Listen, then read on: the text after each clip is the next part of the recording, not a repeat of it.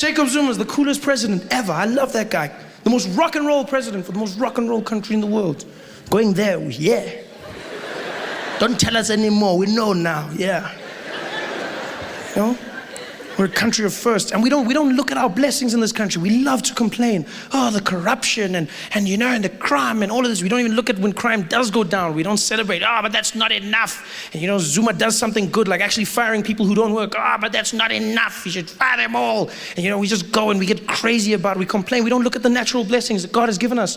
We got a bloodless revolution that we went through, which was amazing. I still, to this day, am proud of that. The fact that we don't get any natural disasters in this country, do we? No earthquakes, no tsunamis, no typhoons or hurricanes or none of that. We get none of that. But I bet there's still some idiot out there going, that's how behind we are. We don't even get natural disasters like the rest of the world. Africa.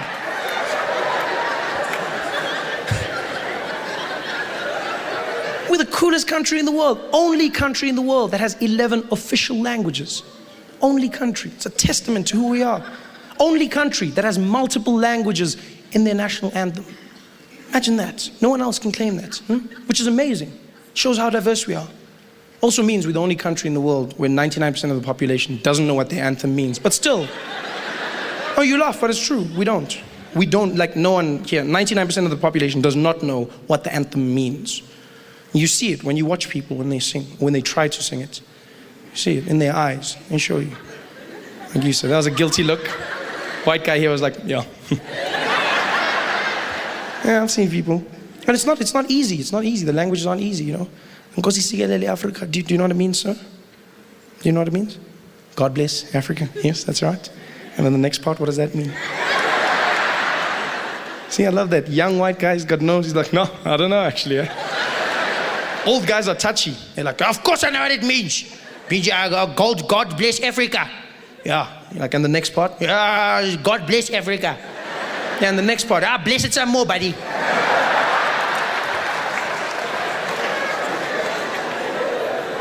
They sing it, but you don't know what it means. It's simple in the beginning. Nkosi sikelele Africa. Everyone knows that bit. It gets a bit harder, Maluphakanyiswa uphondo lwayo. I think it's very difficult in the second verse for some. Yeah, it gets quiet just like that. People don't know what's going on. And yet you sing. I've seen white people sing the anthem. It's always fun to watch. You don't sing it, you just like mumble through it, hoping no one will notice. You start off very confident though. Come out there. Dun dun dun dun. Nkosi sikelele Africa. Malinsu Mbelwayo. Nkosi sigelela Tina leswap kantin chambam and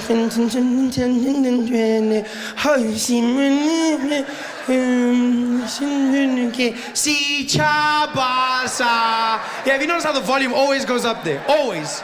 It's almost like someone's standing behind the country with a huge volume knob. Always, especially at rugby games, I've noticed this. The volume always goes up at that point. Because before that, all these Afrikaans guys aren't singing along. They just act like they've dropped their buggy keys. Those crafty Dutchmen. I've watched them. Song will start, everyone will be there. Dun dun dun dun. Oh, yes,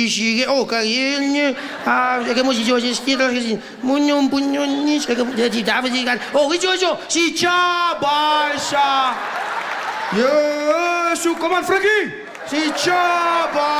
Cornelius, on song now. South Africa, South Africa. Then they lose their minds. They blow van ons. Ja, man. En die gitaar van ons. Ja. Hoe like it, Steve? Ja, lose their minds. The whole beginning bit, no one knew what they were singing. I don't understand. And some people have learned it phonetically, which I commend you on, but you still don't understand what the song is about. Like the rugby team, they were forced to learn it, and they have learned it, but they still don't know what it means. You'll see them when they sing, because Saru forced them. South African Rugby Union, they came out and they said, it is a disgrace to see a national team that does not even know how to sing their national anthem. If you want to play rugby for your country, you must learn the words. She said, no, but we don't speak. Hey, do you want to play rugby? Yes, then learn the words. Okay. And they learn them. And they show you they've learned them, you know? Because when the camera comes over them, if you look at Bafana, they're the most chilled out guys in the world when they sing the anthem. They do a million things at once. Shirts are there, they're all chilled out. They're there, camera comes in there.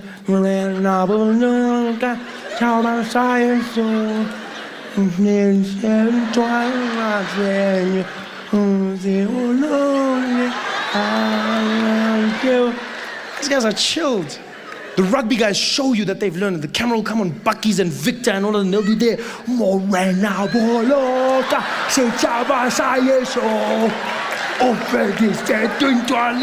not holding each other. They're holding each other back.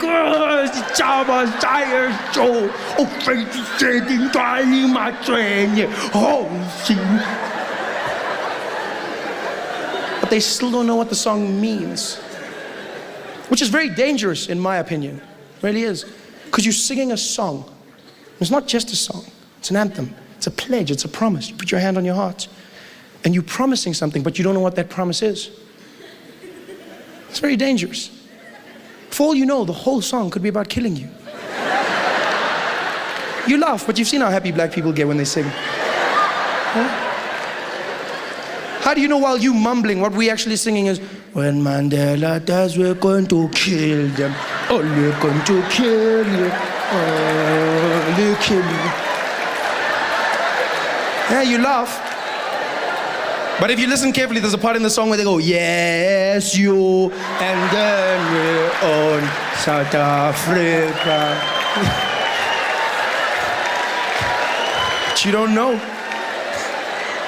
Hey guys, thanks for watching.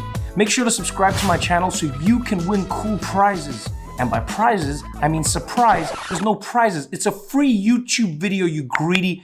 Just click the video, man. Why you want free things on free things? America hates change. Woo! America does not like change. You want to change the things Germany changed, the money, the flags, the anthem. Are you kidding me? Remember when they tried to change the $20 bill? Remember that? Yeah, they said they were going to put Harriet Tubman on the bill. People got so angry, they've postponed it indefinitely. People were furious. They're like, what are you doing? They're like, we're going to put Harriet Tubman. They're like, how dare you? How dare you take an American president off the 20? How dare you take, who's on the 20? How dare you take Andrew Jackson off the $20 bill? People are like, they're not taking him off. They're just putting Harriet Tubman on the front and Andrew Jackson will be on the back. You're putting an American president on the back? On the back? That's disrespectful. It's not really. I mean, if you know your history, you would know Andrew Jackson would love to be on the backside of a black woman. So I don't know why you're so stressed. I feel like everybody wins.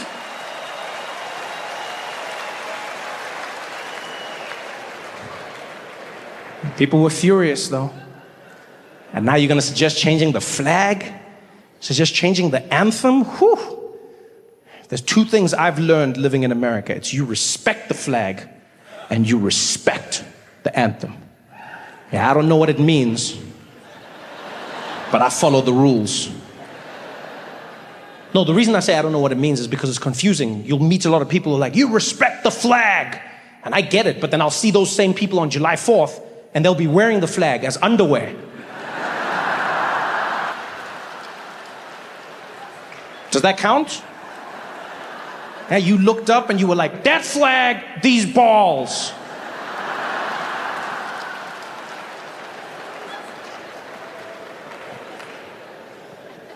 I mean, I would never suggest changing any of it. The anthem, oh, not never the anthem. Even though it could, maybe it could do with a little change, you know? It is a very violent anthem. You know, and America struggles with a lot of violence, maybe like a softer anthem, because it is, it's a violent anthem. It's the only anthem I've ever heard that has bombs blowing up in it. Yeah, there are bombs and rockets in your national anthem. It's like a Michael Bay movie in a song. Everything just blowing up in slow motion. And it's almost like you're threatening other countries as well. You know, it's just like, yeah, bombs bursting and the rockets were flaring. Try us. It's like a gangster rap, to be honest. It really is. I feel like the American anthem is like a gangster rap. You know, it has all the same elements. Has the violence, has the threats. You know how much it's similar to a gangster rap? The American anthem is the only anthem where you can put the word bitch at the end of any line, and the song still makes sense. Gave proof through the night that our flag was still there, bitch.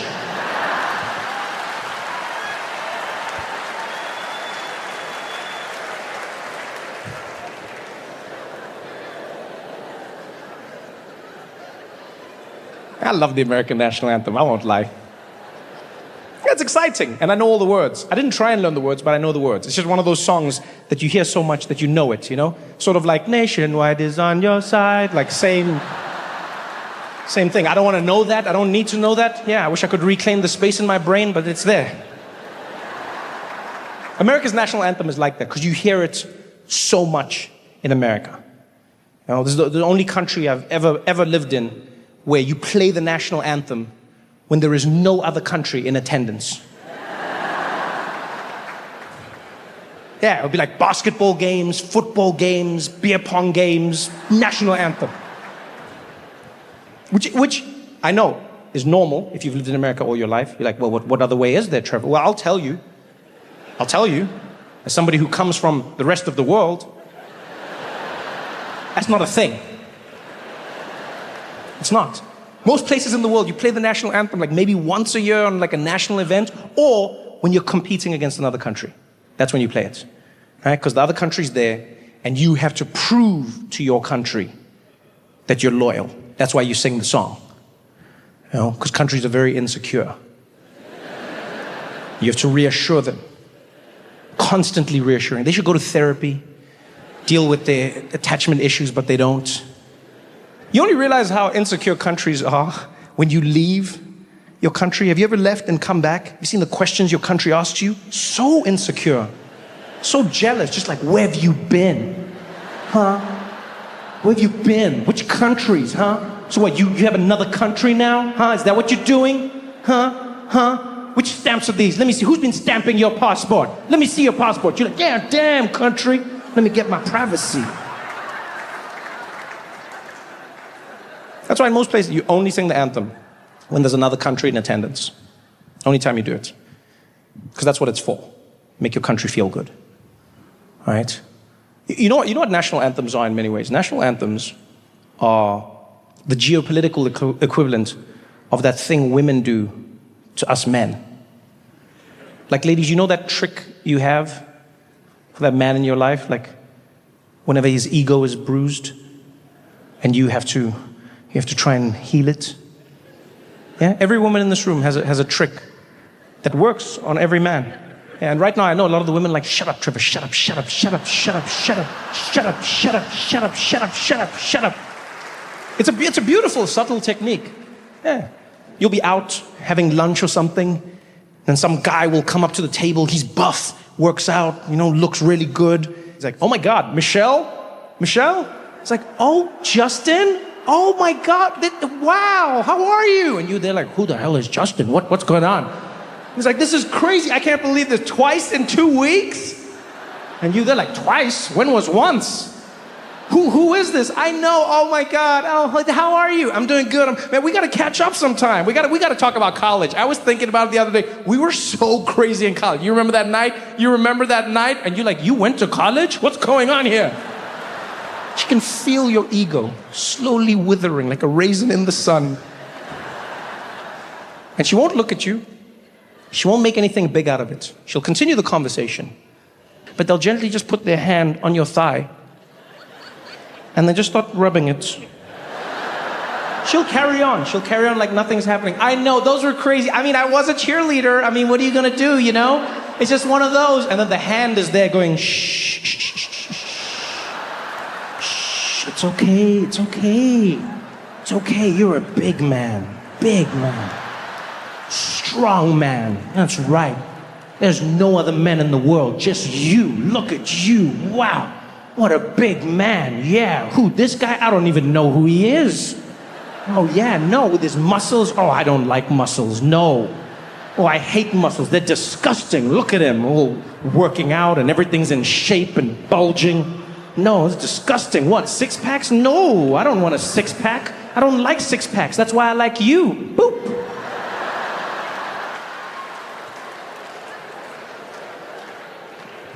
That's what a national anthem is.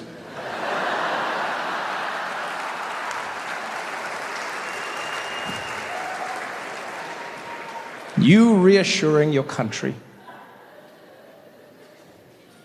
The American anthem is such an interesting one, you know? Everything that represents America is the anthem. America has the most fun anthem rules in the world. Only country in the world where you're allowed to sing the anthem however you want. However you want. You can't do that anywhere else. Everywhere else in the world, the anthem is the way it is written. It's boring, and that's the point. You can't just change it. In America, you can do whatever you please.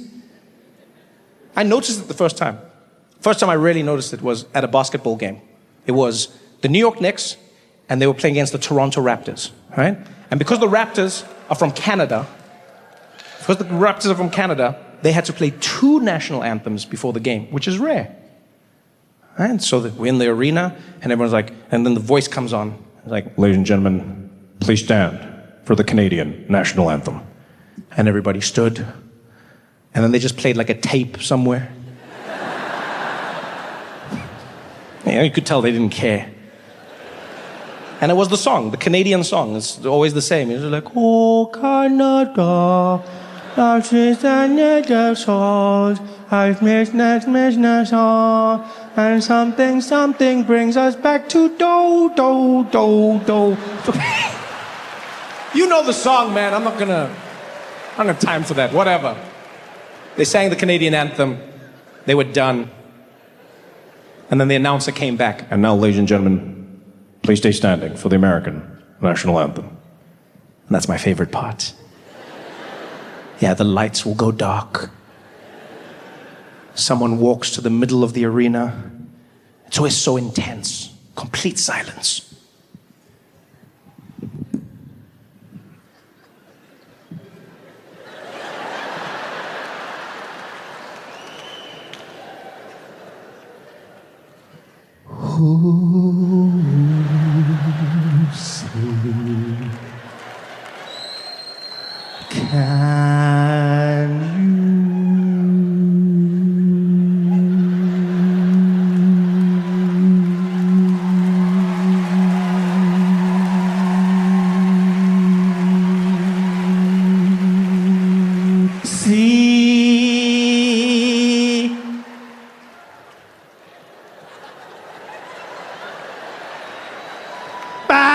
The dawn, early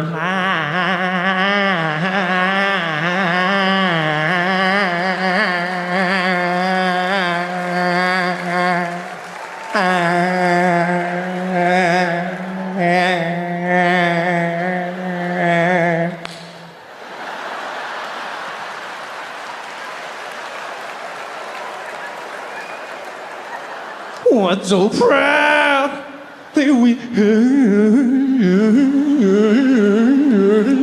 Why are you trying to make the anthem sexy? What are you doing? What are you doing? I never understand that. Why are you trying to make it a sexy song?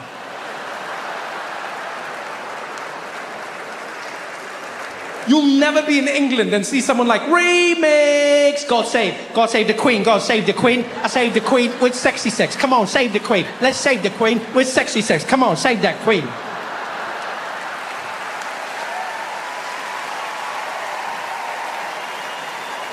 Oh, man.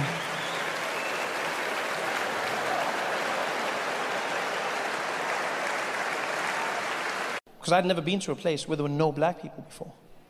It actually made me realize that there'd been an issue that I'd been grappling with for so long. And now finally I had another answer. And that issue was that of James Bond. I'm a big fan of 007, License to Kill. Loved it my whole life. Started with Pierce Brosnan, then went back and watched Connerys and Lazenbys and everyone, all the way through to Daniel Craig. And I love James Bond. And when I found out that Daniel Craig no longer wanted to be James Bond, I was heartbroken. Until I heard that at the top of the list, the potential replacement was a man by the name Idris Elba. And I lost my mind. You can hear the ladies, like, yeah, yeah. And that's what James Bond needs. A ladies' man and a man's man, and Idris has that. He's strong, he's charming, he's got that quiet thing, oh yeah, Idris Elba, oh yeah. Idris Elba, oh yeah. You could just see him playing the dapper spot. And as soon as it was announced, everyone is excited. Everyone was excited until the comment section of the internet came in. Idris Elba, James Bond. And the comment section was like, actually, Idris Elba could not play James Bond. And we're like, why? They're like, because...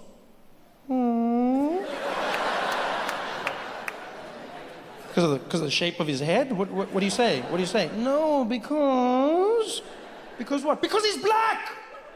James Bond cannot be played by a black man! And as soon as they said that, the internet exploded. Racism!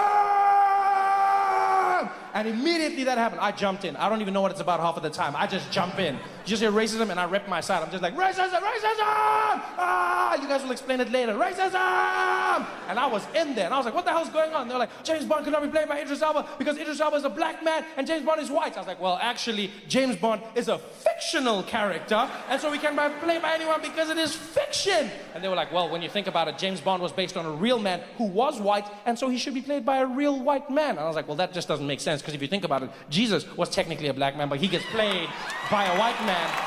So I don't know what your point is, because that's never stopped me from receiving my blessings. I don't know what you're going on about. And they were like, you can't have it. I was like, racism, you can't have it, racism, you can't have it, racism! And then I went to Scotland. I realized that maybe, just maybe, I hadn't given the argument enough thought. Because I love Idris Elba. I want him to play Bond. But if you think about it, James Bond often operates in places like Scotland and the UK and Europe. Because that's where most supervillains choose to reside. I'm assuming it's for tax purposes.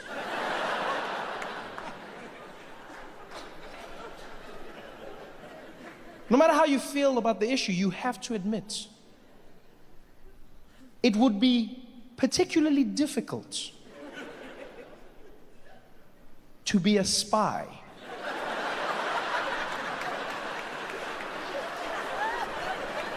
when you are the only black person in town. Your very existence defies your purpose. I'm not saying it's impossible, I'm just saying that would be the toughest James Bond movie that was ever made. Can you imagine that scene? Idris Elba, James Bond, planting the C4, blowing up the bad guy's leg, jumping on a bike, riding into the town square in Edinburgh. The bad guy's right behind him. They pull out their guns and start shooting. The chase is on. Get it, get it, get it, pew! Ding-a-ling-ding, ding-ding-ding, ding-a-ling-ding, ding-ding-ding, ding-a-ling-ding, ding-ding-ding, ding-a-ling-ding, ding-ding-ding, ding-a-ling-ding. Idris Elba, James Bond, jumps off the bike, runs into a crowded town square. The bad guys are right behind him. He manages to shake them off, pops into a little alley, gets out on the other side, finds a crowded little marketplace, puts a scarf around his head, a fake beard, blends in with a group of monks walking by. The bad guys turn the corner. There it is!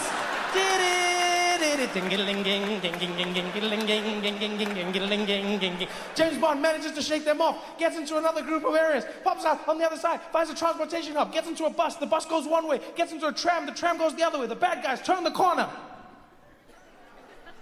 There it is! The movie will be 10 minutes long. It would end with James Bond panting in an alley. How did you find me?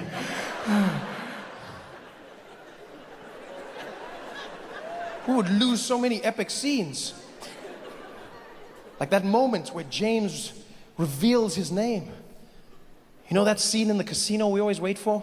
Him dressed in the tux, playing a high-stakes game of baccarat. You can see Idris Elba walking over to the bartender now to place that iconic order. Bartender, I'll take my martini shaken, not stirred.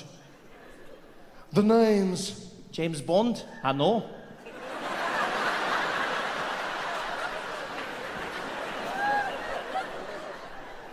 I'm sorry, mate, have we met? No. I just heard there was a spy in town. Figured it was you. What gave me away? Is it the way I dress? Oh, there's just something about you. Something like what? You know.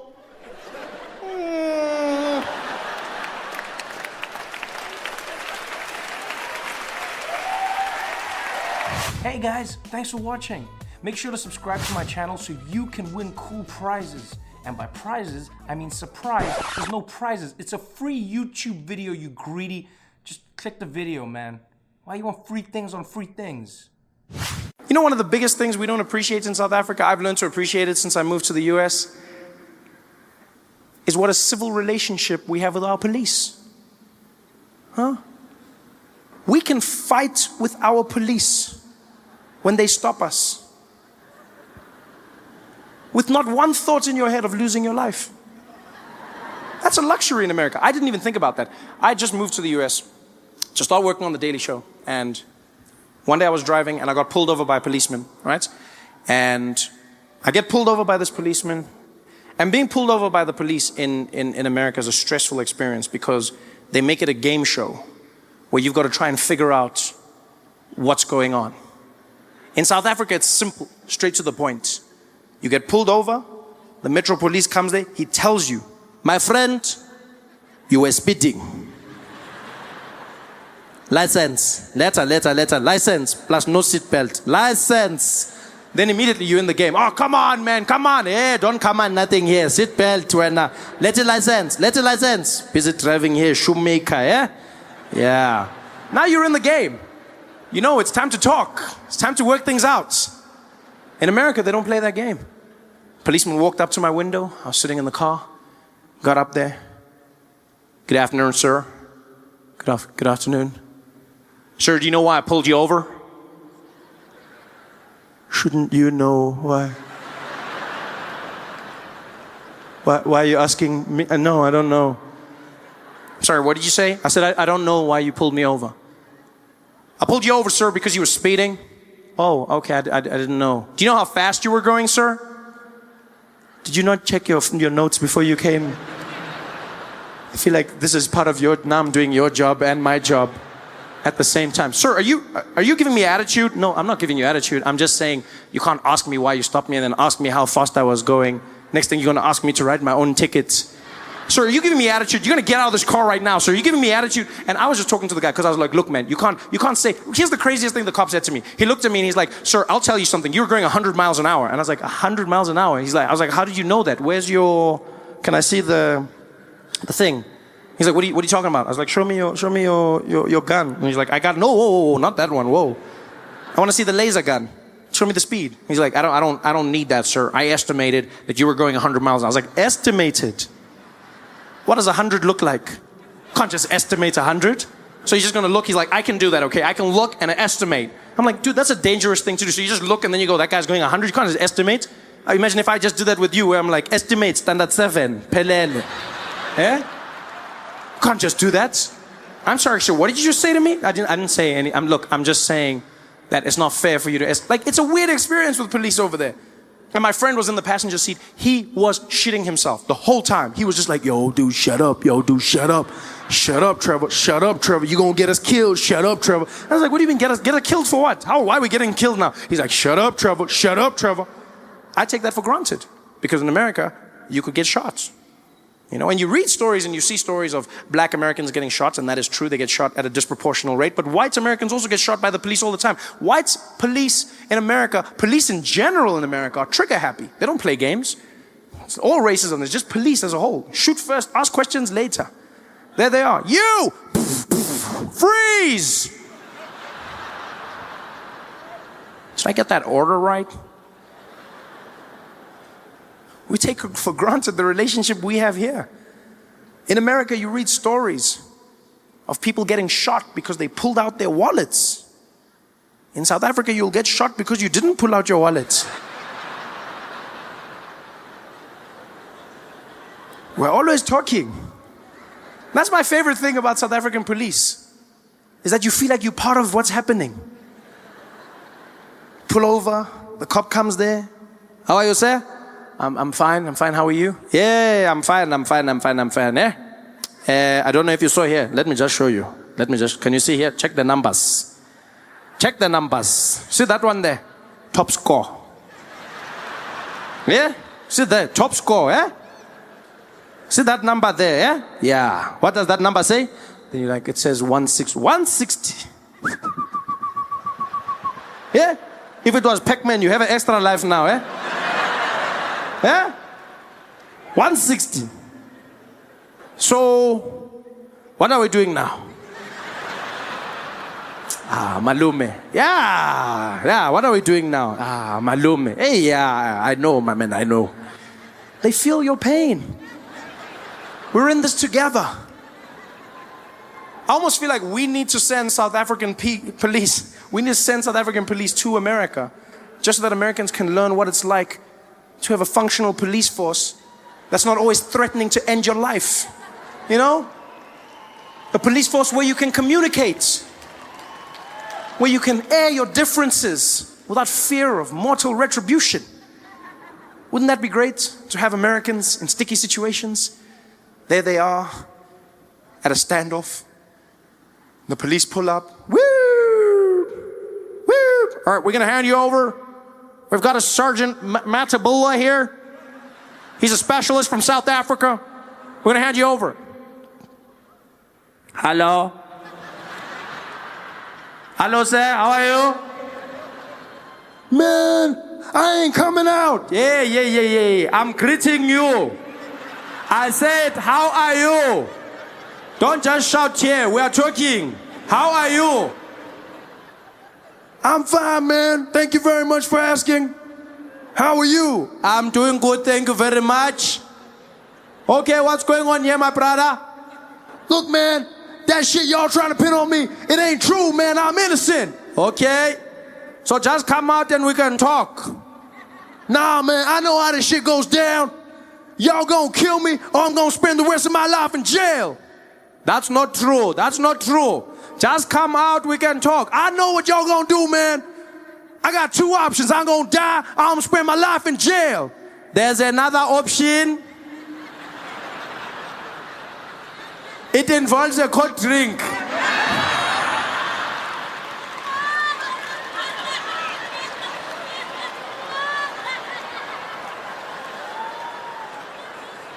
It doesn't have to be this way. Hey guys, thanks for watching. Make sure to subscribe to my channel so you can win cool prizes. And by prizes, I mean surprise. There's no prizes. It's a free YouTube video, you greedy. Just click the video, man. Why you want free things on free things?